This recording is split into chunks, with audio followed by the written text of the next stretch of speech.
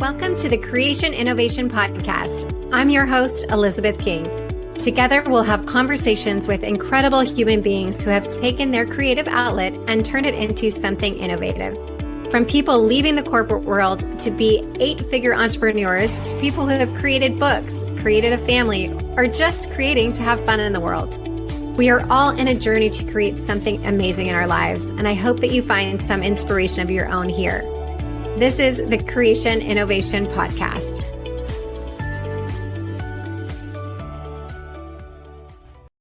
Hey everyone, welcome back to the Creation Innovation. Today we have a guest who everyone that I love tech, so I'm really excited to talk with this guest, Thiv Paramsothy.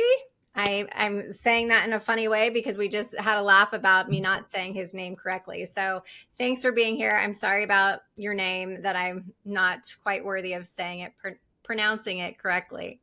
It's all good. I appreciate the attempt. I'm going to be practicing for the rest of the day after we hang up. It's going to be my mission. He's a founder and CEO of Hera Fertility, a serial digital health entrepreneur, a 2-time founder with 1 successful exit, which is important to note. Super passionate about improving access and affordability to fertility services.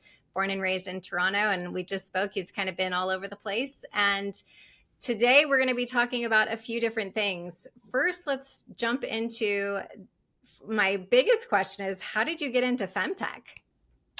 Yeah, first off, thanks for having me. It's a funny journey. My sister laughs whenever she tries to when I explain it to her. I kind of stumbled upon it after the exit of my last startup. I was trying to figure out what I wanted to do, and I was thinking about maybe mental health, a few other areas. I'm very passionate about healthcare, so I was just trying to figure out the right area to focus on, and honestly, it was just through friends and family who were sharing their struggles of it, because I'm at that age where my friends are now married and wanting to have kids. And so they were just opening up and sharing what's going on. And that really opened my eyes to it, because I think I was like everyone else, where you're like, well, that should be pretty straightforward. And what's even more fascinating is like both sides of it, both the female and the male. Right. And we'll probably get into that. But yeah, even both my guy friends and girlfriends were both telling me their stories. And it was just heartbreaking to hear all of that, especially the fact that they were all having issues, but they couldn't get access to care or afford it. And these are the people that I felt like really deserve to have that family, and so I thought, let me dig into this, and my brain started clicking there, and there's got to be a better way of doing it, and met with hundreds of patients, and anyone who could talk to me in the system, and really saw that there was an opportunity to change it. Amazing. And for anyone who doesn't know what Hera Fertility is, can you share what that is? Yeah. So Hera Fertility is a tech-enabled provider for the 1 in 6 who are struggling to get pregnant. The way that it works is through our app. We match the patients with the right fertility clinician, and you get a care team around you. But the goal here is to provide you the right treatment options, with the focus of at-home treatment. And the idea there is that then more of the services can be accessible and affordable. We launched this version probably a couple months ago and finding great success. We're really getting people at the start of the journey and giving them the right treatment options for them, and navigating the whole experience with them. And I think that's been really helpful, because it isn't a short journey. Unfortunately, not for most. Back to this fertility first, virtual first fertility. Yeah. What does that look like? So somebody's Googling, I'm struggling with fertility. Maybe I need to see an RE. It leads them to Hera, and what happens? Walk us through that customer experience of what that might look like. Yeah, it's a great question. It's something that we've been digging in, talking to hundreds of people who are going through it or who have gone through it. What's happening is, so what we do is they'll Google us, or someone will recommend, be it your OB or even your Coach primary care. Pardon? or your coach, your fertility Yeah, coach. yes, your coach too. That's been an interesting, yeah, definitely. And so people are sharing this, and how it works is that through our app, you'll have a session with our fertility clinician, be it a doctor or a nurse practitioner, where we dig into and do a full assessment there. A lot of which we can do virtually, so we can really get into the areas that are rural and underserved, but also for the people that are busy. And So does our that look like they send out lab orders to be done from wherever they are? They report back to that doctor that they're assigned to, and they review that via Zoom or whatever application it is. Exactly, along with Okay. the thorough medical history assessment. Okay. And for men, we do sperm analysis, semen analysis there with at-home kits, or send them to a clinic nearby that will do it. So then, once we have all that information, we're able to provide the right treatment option. And our focus is really, and our niche really is that first line of treatment options that people can take at home. And so we provide those, be it, if we want to get specific, Clomid, Letrozole, Metformin, along with the other like OPKs that you need. And what's great is then they have those options and are able to start right away, and we monitor them as they go along all through our app. And yeah, along with that service, you get access to a care coordinator and a nurse who will coach you through it. I'm wanted to ask more about fertility coaching specifically. We haven't gotten into that, which I think is a very exciting space.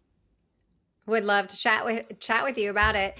So as far as insurance and how that works, and that's kind of one of the main things we've been talking about a lot is in Mm, the US, it's not one size fits all in whatever city or state you're in based on yeah. your insurance provider and whatnot. So how does this work? And is it just in the US? Okay. Yeah, so just in the U.S. And look, I was born and raised in Toronto, so I saw a Canadian system, and Yeah. I've only been in the U.S. for a couple of years, and I'm getting a crash course, and it's the healthcare, especially for fertility, is very complicated. You hit it on the nail, like the different states, mandated, not mandated, the Right. and what the insurance will cover, like your regular insurance versus like a progeny, carrot, like these riders. So Right. it's been a fascinating like learn. I feel like I need to get a postdoc in this. For Um, sure. and so right now we what we did was to keep it simple is do out of pocket only, so we don't accept insurance. And Okay. but that's forced us to make it very very affordable. So you aren't breaking the bank with us. You are paying a really affordable cost. So through our visits, is around $200 each visit. The It's $50 per month for the app and the membership service there, and our medications and all that we is really low cost there. So that's kind of where we've been very focused on and trying to bring down the costs, because we saw so many people and when we were interviewing who would go into IVF and take that second mortgage, or even run a charity like fundraise for this. And it broke my Right. heart seeing someone having to try to find $20,000 for at least one round. Right. So yeah, that's forcing us. I think down the road we will look into to doing coverage the insurance side, but for now, just to keep it simple, Well, it's what I love about this too is it's a low barrier to entry situation, right? yeah. When you have this idea of going to a or I'm saying coach now, fertility doctor to begin with, a lot of people have a big reservation around that, right? They never think that's going to be their path. They're hoping that it's not. And there's that fine line too between taking the step away from your OB to see a Hmm. specialist, but yet not wanting to really admit and or go down the road of I'm going to have to do IVF. And a lot of people think if I step foot in that fertility clinic, it Yeah. means we're doing IVF. And I'm here to tell you that does not what that is not what that means. Yeah. And this seems like a very like easy entry to figuring out what's going on, kind of like that baby step of like easing into the process on such a big decision and having it be low cost to get some answers at, if nothing else, just to say, I'm having this conversation from the comfort of my own home and I don't have to have this big scary thing of, oh my God, what does this mean for our future? Mhm.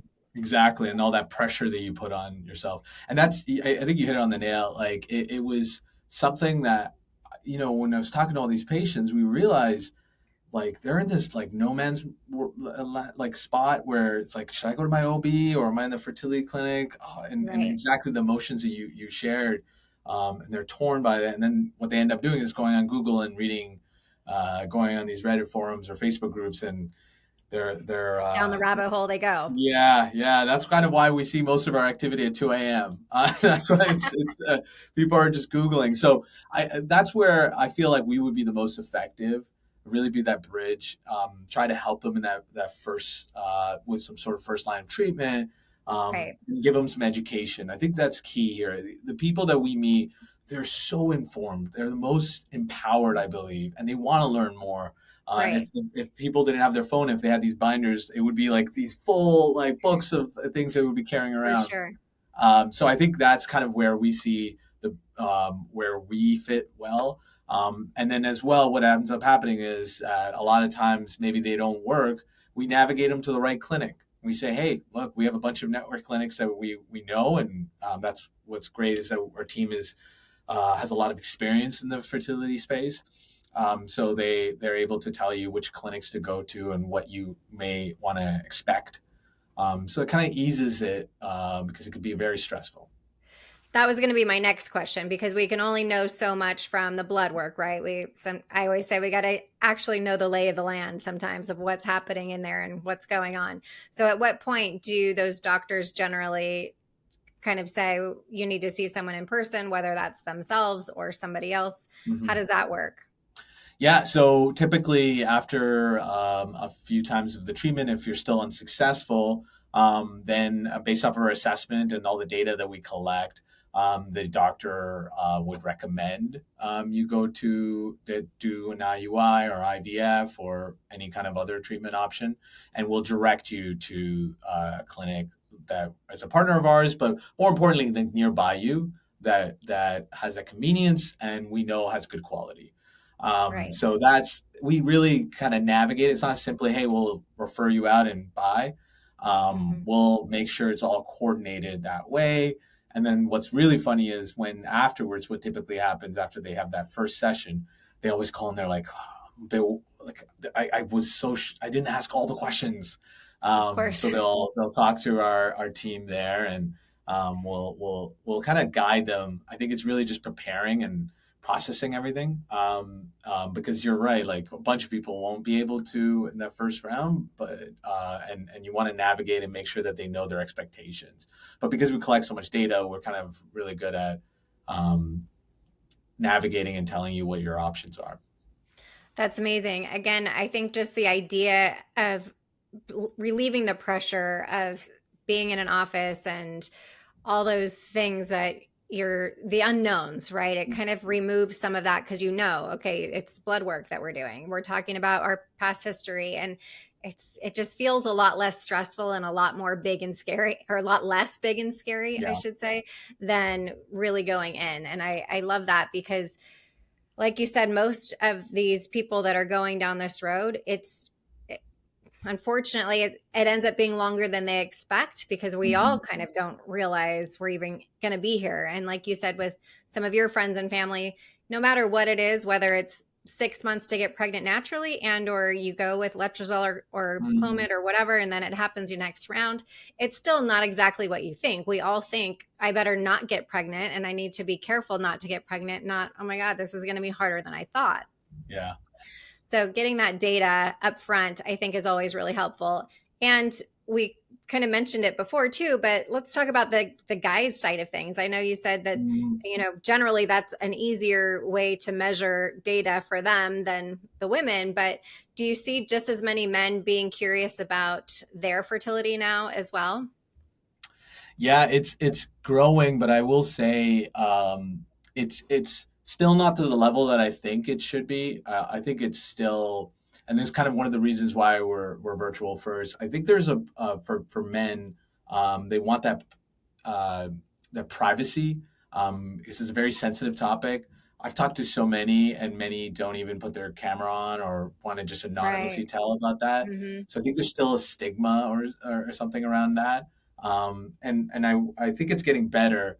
And we're really helping a lot more. But what I would love for to what would change is having just an open dialogue about it. I think it's very normal, and men should feel open to go and get it tested just to see what's Right. going on. I think there was many conversations we're having now. Like I remember one recently, I was helping out one patient, and it just made me think like why aren't I talking to about this with my friends even, as a guy. So it's getting so overall it's getting better. I think that what we do really that's really important is not just focus on one gender, right? We want to make it so that it's like we're looking at it comprehensively. So even through Right. our app, we make sure if let's say it's a couple, then we're bringing your and it's the wife who signed up, which honestly tends to be the situation based on the Sure. data. We're like, hey, we need to get an account set up for your husband too, Right. um, and we want to match it up so you guys are both going through the experience. It's not like one person filling out the form. You know Absolutely. what I mean? And make it a Do you collaborative get much experience. resistance? Do you get much resistance from that when the women are signing the men up where they're like, no, I'm good? Or is it I pretty much like, okay, fine, I'll do it? I feel like it's I do hear no, I'm good. A few times it's a common thing that my team always laughs about. But they know they try to navigate around it. Definitely, if we did some testing, it was very funny. I think we did some testing where we would send the stuff to the husband first, and let's say a form, they wouldn't fill it out. So Right. we're like, it's just I think you want to make sure that you educate them on why we're doing this, For why it's sure. important, because you can share your perspective as well. That way we know what's really the situation, and it's a collaborative experience. And that way you can see what both people can do, and it's not just the stress on one person. Then Yeah. I find that with that it just mitigates the emotional journey for both of them if they feel like they're in it together rather than that resentment that could build up later of like, okay, I had to make all the appointments, I had to fill out all the forms, I had to do all this, and you're just along for the ride, so to yeah, speak. you're like dragging But them back along. Yeah, exactly. Back to that education part, I think it's so important, and this is why I love data, is when we're talking about sperm health, for example, which is so easy to see that data over the last 50 to 100 years, there are so Mhm. many aspects for men and women, but specifically around sperm that we know, just people holding their cell phones in their pockets, right? 50 years ago, there weren't cell phones. Even, close to 25 years ago, there weren't. The Yeah. amount of stress that men have compared to those times.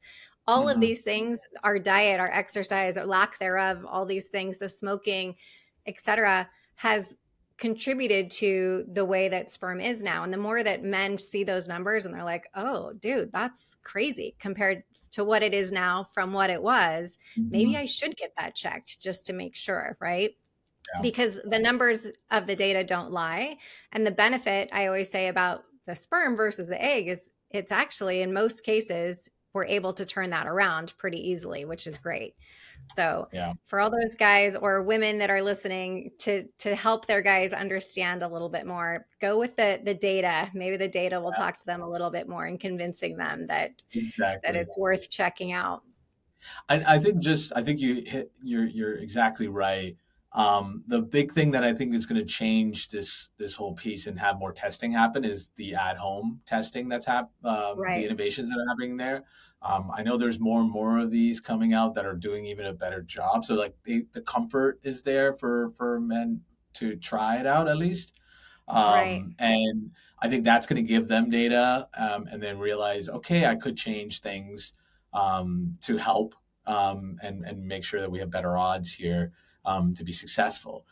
So I'm really excited about that. And for us, we use a few partners there to help if men want to do that. We always give them options. But yeah, I think that's going to be key, so that we can actually make some improvements. But the big thing, like I was shocked by how many things you have to consider for sperm health. And now more and more research is coming out. So I always get giddy whenever I'm at these conferences where they're sharing their results, and you're like, what? That affects sperm health?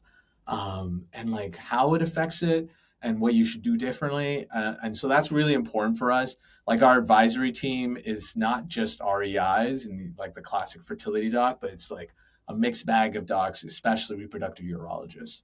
Right.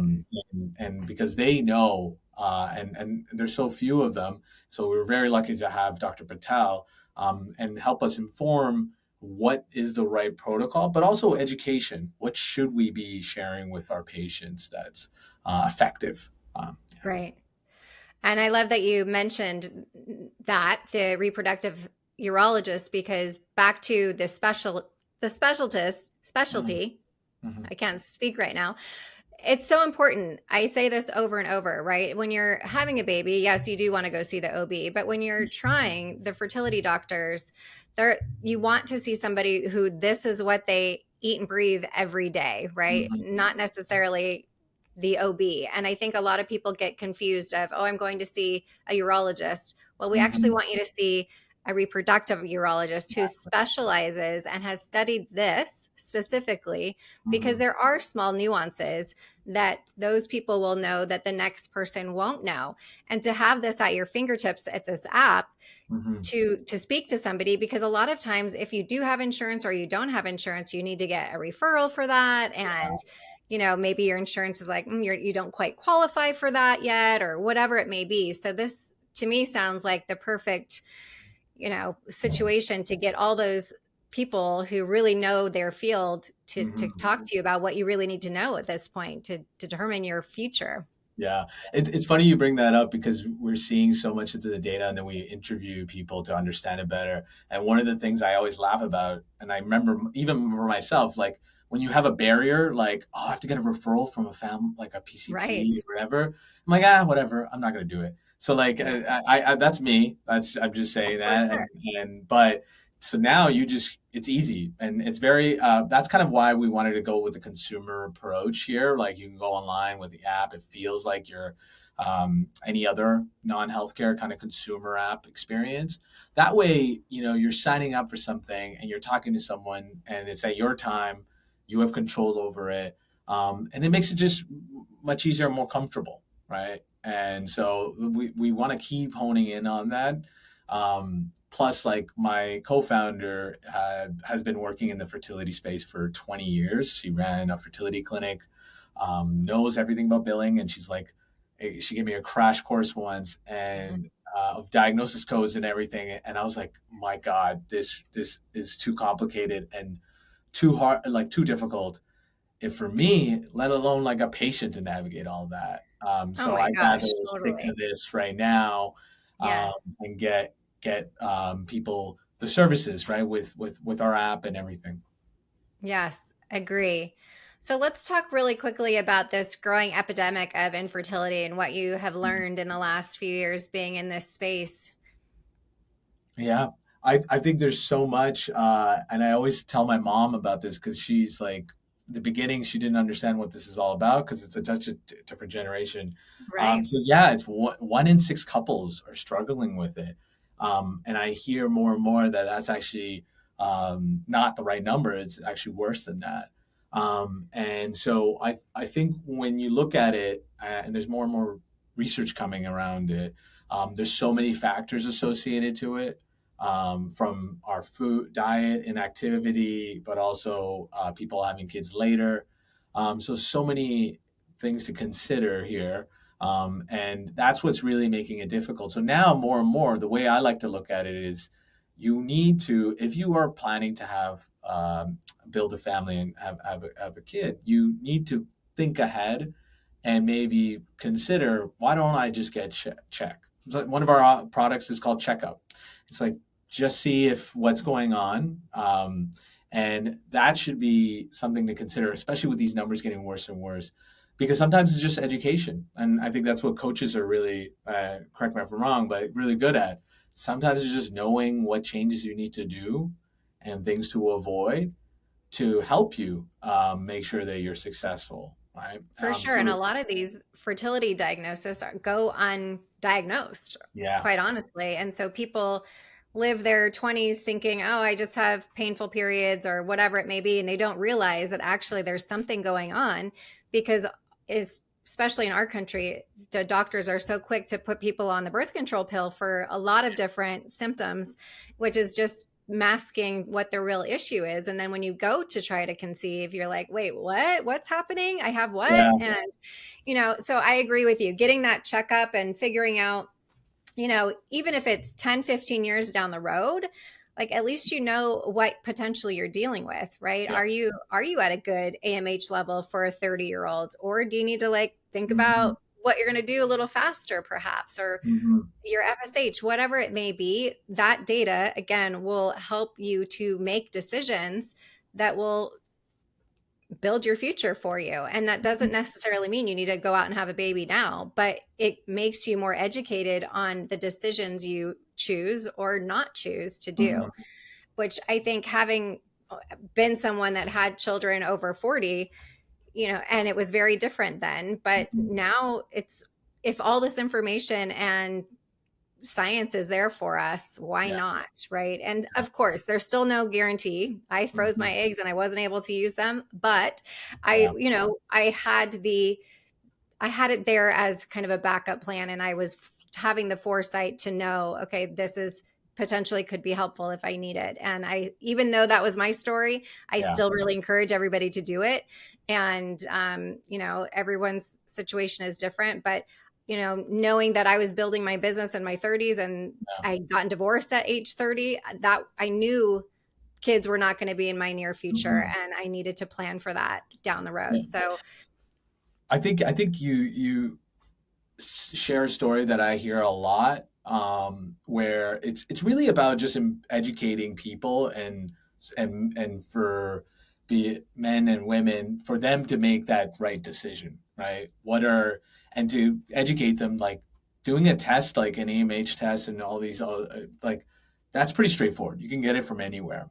But what's key is understanding what that means and what right, are your options there, and then laying that out, and people want that, and then they could decide, right, like what you did, right? So that, I think that's key now in what's going on, because once you get like you don't want to get diagnosed in fertility and not have the same options that you might have had before. And I'm seeing more and more people understanding that, in certain places too. Sometimes I'm at parties and I explain what I do, and they're like, "Oh, I got to tell you, I'm thinking ahead. I don't want like I'm not trying to have a kid right now, but trying to plan ahead. What should I do?" It's most of the time what we're talking about, which is funny because I'm like, I'm trying to not talk about work. So yeah, I think it's changing, and I love it for right, that. right, But I think more and more, I think like podcasts like this is really, really helpful so that people can understand why, and then make a decision of, okay, let me go find out more about my body. right, What's happening? What could happen? And what are my options? right. Now, a big portion of this we kind of touched on earlier is about the affordability of Mhm. fertility treatments and people in areas that they might not have access to it, or even really the awareness that it exists, right? Mhm. Which is, again, we go back to education. How can we help to promote this to people in places where they can know you don't have to have thousands of dollars to get these answers to know what your next step is. That is my mission here. So we have been doing a lot of research and surveying, and one of the most heartbreaking stats that I recently saw was, we were asking like, what is your reason why you're not going to go do a checkup or do some sort of fertility services? And the number one answer was, like, I think it was like 90 something percent was, my like I can't afford it. Or basically, like insurance is not going to cover it. Hmm. And I was like, and then my team was like, that's silly. Like, insurance will cover the assessment part and you understanding it. But they immediately thought IVF, and Right. insurance is not going to cover it. And then when we did some interviews, they were like, yeah, if my insurance is not covering it, I'm not paying $20,000.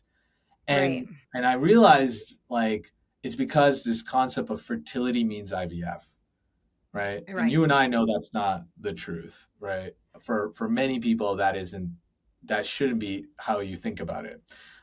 So for me, I'm really passionate about sharing that there are other options to help you with your fertility, and that are much more affordable and accessible.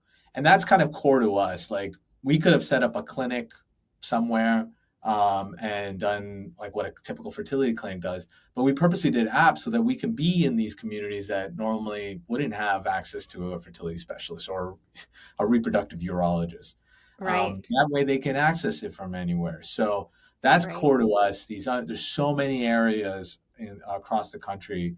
Like, that's why most of our patients come through Texas, the Midwest, all of those areas, not the New Yorks and Californias. Our focus is there where they wouldn't get access to it.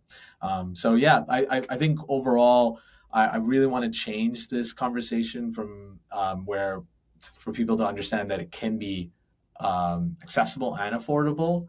And then hopefully, as we go along, I think the next thing is that I would recommend is everyone should join Resolve. In my opinion, I try to volunteer as much as possible through them. They are an amazing organization for what they do to really do all the I like to say boring hard work of policy, Advocating, etc. advocating Yes. exactly. And I think they're top down great. So I think everyone should get involved there. And the people that are there are super passionate. Everyone has a story there. Right. Right, really what motivates me. So I think that's a great organization to get involved in, and so that they can help improve the access and affordability too. And I think just talking, right? More people having the conversations, you know, at those parties and wherever to say, hey, there's this, there's that. It may not be you, it may be your sister in law, brother in law, your neighbor, whoever. But many of us who have been, once we say what we are doing in the world, they're like, oh, they tell you a story about somebody they know that's gone through it or have a question for you or whatnot. So the more that we start to talk about the accessibility to these things to people in places and in those areas that are may not have the resources that we Hmm. do in the larger cities, I think is really important. So Yeah. we'll continue to have those conversations and spread the word, because it can be such a simple answer for a lot of people. Like you said, if they get on metformin, that could be, the one thing that they needed to do to change, or a thyroid medication or whatever it may be. And they may have years of having tried before, and all they need is somebody to give them something or an answer that to change something. So I think that's really cool. Thank you for being here. Thank you for choosing this path to go down. I mean, I know it's a growing industry, but for all these smart, scientific guys that are out there that are, blow my mind every time I see what you all are doing. I'm like, how does your brain even think to do that? I'm I, always honored to be in the presence of intelligent people that are thinking outside the box. I appreciate that, and thank you for those kind words. But I do have to say that honestly, I'm just a pretty face. Most my team is the brains behind it. I think we're like 90% women. I think they are the ones who are inspire me and tell me what we can and can't do and what should be changed. So, but yeah, no, and thank you for having me. I think this is a great podcast, and like it really taught me a lot. Podcast is what I kept listening to about fertility to get educated. And so it's funny, if you ever look at my Spotify list, it's anyone looking at it would be like, this guy only listens to fertility podcasts. Probably trying to have a kid. But I listen. I think you do an excellent job of trying to bring in different types of information, and not just clinical, right? Like everything that can really inform people who are going down this journey. So thank you for all the great episodes, and hopefully you keep doing this. I think it's hard to do podcasts. That's all I'm going to say. Well, thanks for being here. Yeah. We'll talk soon. Sounds good. Thanks. Thank you so much for listening to this episode of the Creation Innovation Podcast. Make sure to follow us on Spotify for free episodes and subscribe to the Creation Innovation Podcast on Apple, Spotify, or wherever you choose to get your podcast. Don't forget to rate and review the podcast wherever you're listening for a chance to receive a special gift. Yes, we actually do send out gifts. It's my favorite thing to do. So visit us at elizabethking.com/creation innovation for more information on how to enter. Every review counts, and we are so grateful. You can follow me at the official Elizabeth King on Instagram or TikTok. Until next time.